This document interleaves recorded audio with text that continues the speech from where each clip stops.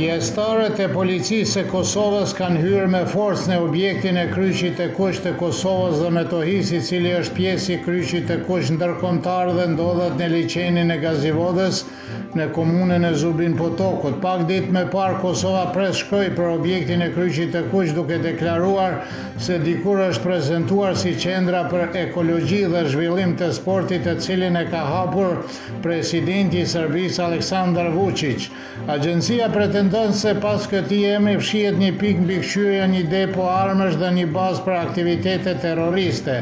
Drejtori i Zyrës për Kosovë dhe Metohi Petar Petković vlerësoi se duke poshtuar kryqin e kuq, kryeministri i Kosovës Albin Kurti goditi themelet e mbijetesës së popullit serb në Kosovë. Lista serbe njoftoi se kjo ndërhyrje rrezikon punën dhe mandatin e një prej organizatave humanitare më të vjetra dhe më të rëndësishme në botë. Në gjykatën themelore në Prishtinë u paraqit argumentet përfundimtare në gjykimin e Çaslav Jollić, i akuzuar për krime lufte kundër popullatës civile në vitin 1998 dhe 99.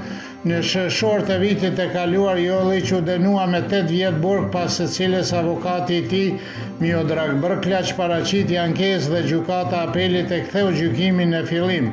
Jollić u arrestua me 3 qershor të vitit 2022, kur pas vdekjes së babait të tij ai erdhi në Istok për të marrë dokumentacionin e lidhje me gjyqin e pasurisë. Avokati Miodrag Brklaq pret që Jollić të lirohet nga akuzat sepse dëshmitarët kyç nuk e konfirmuan asnjë pjesë të fajësisë së Jollićit.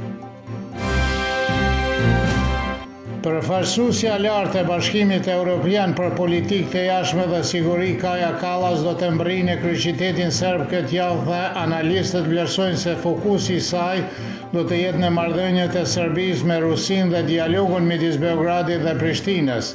Kaja Kallas tha 3 ditë më parë në Tiranë se pret normalizimin e marrëdhënieve midis Serbisë dhe Kosovës, dhe ambasadorja Branka Latinović thotë se fakti që ajo la Beogradin jashtë programit të vizitave muajin e kaluar nuk ishte zakonshëm për paraardhësit e saj.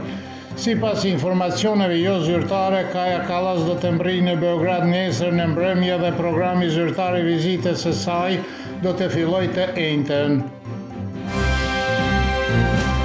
Presidentja e Kosovës Vjosa Osmani mori një kërcënim me vdekje, i cili mbriti në adresën e emailit të presidencës së Kosovës. Zyra e presidencës konfirmoi se emaili i kërcënues erdhi me 15 maj dhe këshilltari i saj për media Bekim Kupina theksoi se ky nuk është kërcënimi i parë me të cilin është përballur Osmani, por deri me tani askush nuk është mbajtur përgjegjës për të.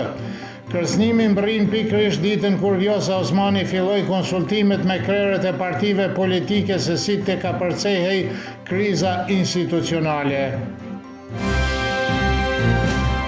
Një përpjekje tjetër për të zgjedhur Arbulena Haxhiun me votën e fshehtë si presidente të Kuvendit të ri të Kosovës dështoi dje dhe analistët në Prishtinë po kritikojnë përshtatshmërinë e saj për këtë post.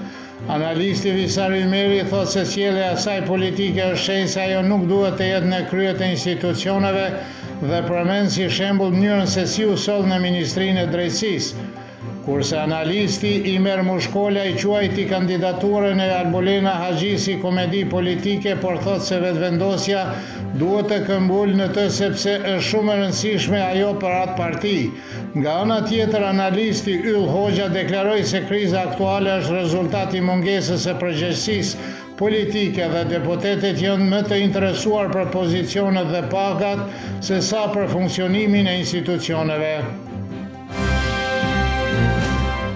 Gazetari nga Mitrovica Lazar Stević thotë se sipas afateve aktuale, zgjedhjet lokale në Kosovë duhet të mbahen në vjesht, por vetvendosja po përpiqet të afrojë edhe të zgjedhje të reja parlamentare, që do të thotë se parlamenti do të bllokohet deri në shtator. Analisti Predrag Rajić vlerëson se Albin Kurti i përshtatet situatës aktuale të cilën ai është në pushtet në një mandat teknik, sepse nga ajo pozita i mund të përpiqet të forcojë më tej infrastrukturën e partisë së tij. Analisti Gëzim Kasapolli beson se vetvendosja tashme ka një plan për të mbajtur zgjedhjet e jashtëzakonshme parlamentare dhe zgjedhjet e rregulla lokale në të njëjtën kohë në mënyrë që të përpiqet të marrë shumicën edhe në komuna, gjë që nuk i ndodhi në vitin 2021 kur Kurti humbi bindshëm.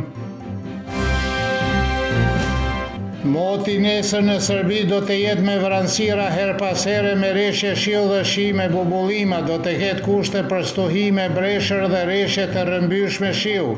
Temperatura mëngjesit do të sillet nga 8 deri në 14, kurse ajo maksimale ditore nga 20 deri në 24 gradë Celsius.